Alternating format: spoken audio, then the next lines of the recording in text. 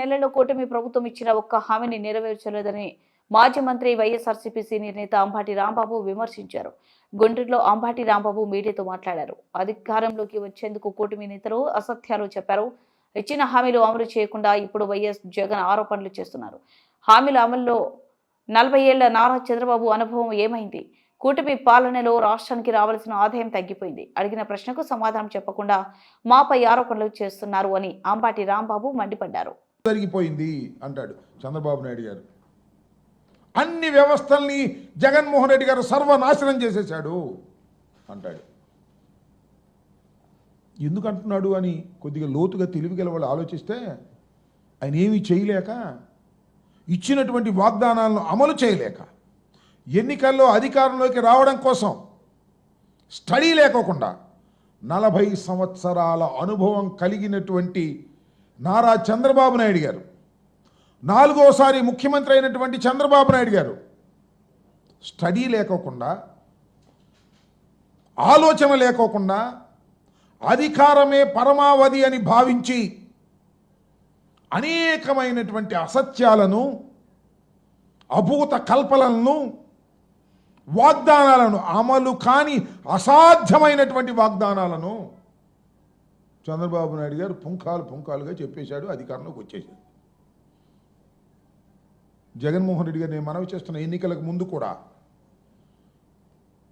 ఏ రోజున కూడా తాను చేయలేనటువంటి అంశాలను చేసేటటువంటి ప్రయత్నం చేసేటటువంటి కార్యక్రమమే చేయలేదు. మీరు గుర్తుపెట్టుకోండి. ఆయన ఏది చెప్పినా అది చేయగలుగుతామా లేదా అనే దాని మీద స్టడీ చేసి, సత్య శోధన చేసి, ఇది చేయగలుగుతామని నిర్ణయించుకున్న తర్వాత మాత్రమే దాన్ని చెప్పి అమలు చేసినటువంటి వ్యక్తి జగన్మోహన్ రెడ్డి గారిని మనవి చేస్తున్నాను. అందుకనే మేనిఫెస్టోలో ఇచ్చినటువంటి 99% వాగ్దానాలను నెరవేర్చుకొని మేము ఎన్నికల్లోకి వెళ్ళాం. అఫ్కోర్స్ ఓటమి పాలయ్యాం, అది వేరే అంశం. కానీ చంద్రబాబు నాయుడు ఇచ్చిన వాగ్దానాలండి అమలు చేస్తున్నారా? ఎందుకు వాయిదాలు వేస్తున్నారు? ఎందుకు ఎగవేస్తున్నారు?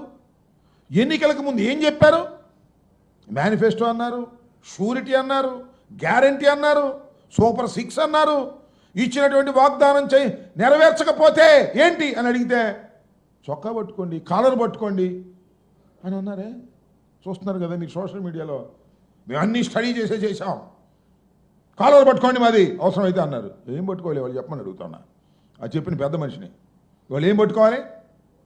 8 మాసాలు అయింది, ఇచ్చిన వాగ్దానాలు నెరవేర్చలేదు, ఆరకొరగా కుంటిగా ఏదో చేస్తున్నామని ప్రచారం చేస్తున్నారు. ఇప్పుడు ఎవరు చొక్కా పట్టుకోవాలి?